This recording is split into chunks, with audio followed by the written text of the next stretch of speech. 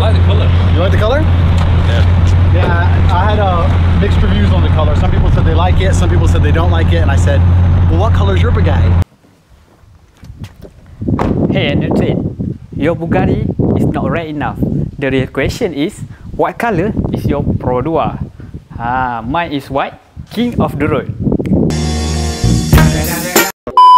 Alright guys, jadi saya nak minta maaf lah yang mana intro tadi memang saya tak ada Bugatti, so kita hanya guna apa yang ada lah, iaitu sebuah Pro 2. Jadi siapakah Andrew Tate ni yang sebenarnya? Sebab apa? Si botak ajaib ni memang korang akan nampak banyak kali lah kalau korang menggunakan TikTok. Memang bersepah-sepah video ni. Jadi Andrew Tate ni adalah merupakan seorang kickboxer ataupun ahli tinju lah, senang cerita kan. Dan dia telah pun berjaya lah memenangi beberapa pertandingan peringkat dunia lah, which is memang hebatlah dia sebenarnya. Tapi dia bukan terkenal sebab itu. Dia terkenal sebab dia merupakan seorang YouTuber ataupun senang cerita influencer ataupun self-help guru lah. Tapi itu secara tidak langsung dia akan menjadi self-help guru. Tapi yang paling sedihnya, dia dah kena ban.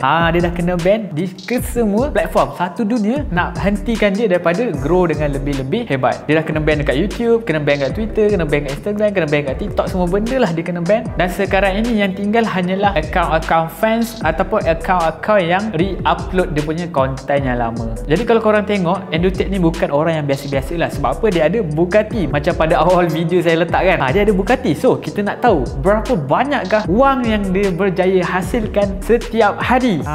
Memang amount dia 6 figure setiap hari kan. So mari kita rungkai satu persatu income stream dia, dan in total dia ada 6 income stream gang. So kita mulakan.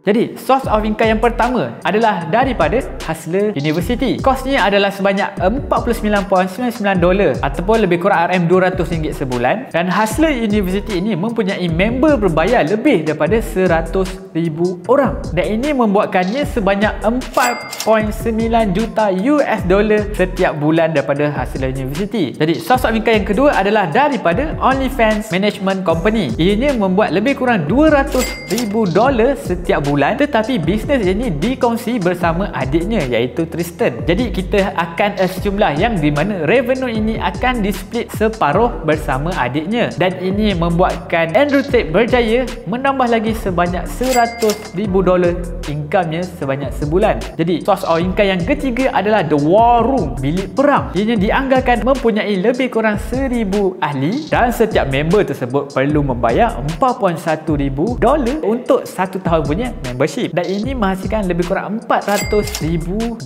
lagi untuk Andrew Tate setiap bulan. Jadi source of income yang keempat adalah the webcam business, yang dimana dia mempunyai little involvement lah terhadap bisnes yang keempat ini, dan pada puncaknya dianggarkan bisnes ini menghasilkan lebih kurang $600,000 sebulan. Tetapi Andrew hanya ambil 30% sahaja daripada revenue tersebut, yang membawa kepada income untuk Andrew Tate adalah sebanyak $100,000 setiap bulan lagi. Jadi source of income yang kelima untuk Andrew Tate adalah Las Vegas Romania Casino Franchise. Jadi dia mempunyai lebih kurang 15 kasino di seluruh Romania. Jadi kasino-kasino ini adalah sebahagian daripada sebuah grup yang besar lah, ataupun sebuah franchise yang besar yang dipanggil Las Vegas Romania. Jadi keseluruhan total grup franchise Las Vegas Romania ini mempunyai lebih kurang 400 store ataupun outlet lah di seluruh negara, dan dia hanya ada 15 tadi kan. Jadi hasil revenue untuk 400 kasino ini membawa kepada 10 juta revenue setiap hari untuk 400 franchise tadi. Jadi disebabkan Andrew Tate ini mempunyai 15 kasino sahaja, ianya akan membawa kepada 11.2 juta income untuk sebulan. Tetapi Andrew hanya diestimatekan hanya mengambil 1/5 ataupun 20% lah daripada revenue tersebut. Ini membawa kepada income-nya adalah sebanyak 2.25 juta lah untuk sebulan daripada 15 kasino franchise yang dibuat ini. Dan yang terakhir sekali, source of income bagi Andrew Tate adalah daripada RLS Boxing, yang dimana dia mempunyai lebih kurang 10% ownership lah terhadap boxing company ini. Jadi RXF menghasilkan revenue sebanyak lebih kurang 1 hingga ke 5 5 juta setiap bulan, dan sebagai average kita akan assume lah iaitu lebih kurang 3 juta dolar setiap bulan. So disebabkan Android hanya ada mempunyai lebih kurang 10% saja, so dia dapatlah lebih kurang 300,000 lah setiap bulan daripada RLS company boxing ini. Jadi bila kita dah campurkan ke semuanya, jadi drumstick total keseluruhan Android buat setiap bulan adalah lebih kurang 8.3 juta dolar setiap bulan dihasilkan, iaitu bersamaan dengan lebih kurang 271k setiap hari, ataupun kalau kita convert ke Malaysia, RM 1 juta revenue setiap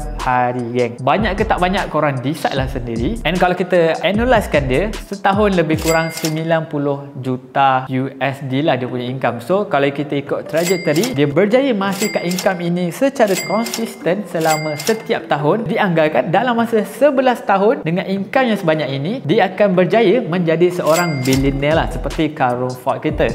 So dalam 11 tahun saja dia dah boleh berjaya menjadi seorang billionaire dengan income 97 juta setiap tahun. Tapi itu hanyalah sekadar anggaran saja, sebab macam korang tahu dia dah kena ban semua benda. So kita tak tahulah in future macam manakah dia punya performance. Dan korang tahu dia punya lifestyle juga agak quite extravaganza, sangat lavish lifestyle. So kita tak tahulah network dia boleh naik lagi ataupun menurun-menurun sebab dia tak mempunyai financial spending yang elok lah. Jadi kita dah tengok berapa banyak income yang dihasilkan. Jadi sekarang ini kita nak lihatlah apakah kebaikan yang Andrew Tate ni ada dan apakah keburukan yang dia ada. Kebaikan yang pertama, dia adalah pro-Muslim ataupun pro-Islam lah. Walaupun dia daripada agama Kristian, parents dia pada agama Kristian, dia dibesarkan dengan agama Kristian, tetapi dia sangat-sangat pro-Islam lah. Maknanya dia support, and even ada video yang dimana dia sendiri pun pasang azan di dalam Bugatti dia.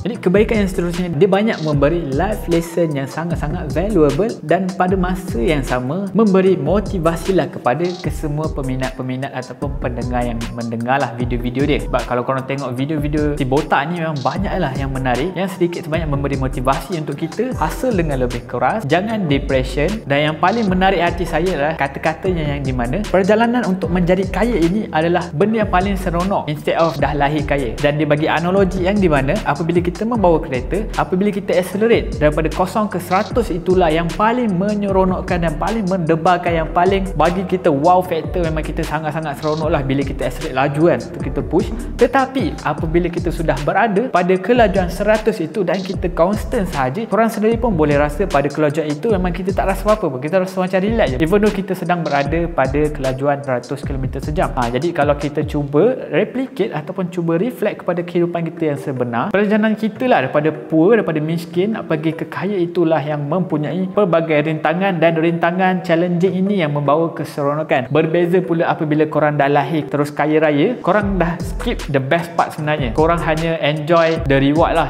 Tapi rewardnya tak best pun sebab korang dah lahir kaya. Macam korang tiba-tiba masuk dalam kereta, korang dah berada pada kelajuan 100 km. Maknanya korang relax, tenang, macam tak ada apa-apa berlaku. So korang sebenarnya dah rugilah. The journey inilah yang sebenarnya yang paling best lah. Kalau kita ikut statistik pun, most of the jutawan yang ada sekarang ini 80% nya adalah self-made. Hanya 20% sahaja inheritance lah. So daripada data sendiri kita dah boleh nampak lah yang sebenarnya individu tersebut lah yang perlu mengawal mereka punya future. Tetapi keburukannya juga kira boleh tahan lah sebenarnya, sebab dia adalah misogynistic ataupun senang cerita dia sangat prejudis lah kepada kaum wanita. Dan banyaklah berita-berita yang di mana dia pukul perempuan pakai tali pinggang semua, dan akhirnya membawa kepada dia di-ban lah hampir di seluruh laman media sosial. Dan banyaklah kata-katanya yang juga lebih memihak kepada lelaki saja untuk push forward masculinity, dan dia memang sangat-sangat against kepada feminis di luar sana. Memang secara realitinya memang ramailah peminat-peminat dia ini adalah kaum lelaki, dan haters-hatersnya pula kaum wanita, sebab dia banyak menindakkan hak-hak wanita lah sebenarnya. Jadi daripada situ korang boleh decide sendirilah sama ada apa yang dikata itu betul ataupun tidak. Dan kalau boleh korang ambil yang positif saja, yang negatif tu korang tolak jauh-jauh, jangan dengar langsung lah. Anggap tu je lah, masuk telinga kiri, keluar telinga kanan. Tapi sebelum saya nak edit, saya nak cakap yang saya bukan idolize kan EduTech ni, sebab dia banyak kali keluar dalam TikTok saya. Mula saya ingat siapalah botak ni, mula saya skip je. Lepas tu dah dengar news dia kena ban semua, baru saya lihat, baru saya nampak lah, oh lepas dia kena ban, hanya videonya elok saja keluar dekat TikTok. Yang sebelum ni banyak video tak elok dia. Kita ambil yang jenis, kita buat yang keros. So guys, kalau korang juga belum lagi tekan button like dan subscribe, nak minta tolong korang tolong tekan sekarang juga. And kita jumpa lagi pada video akan datang. Ciao.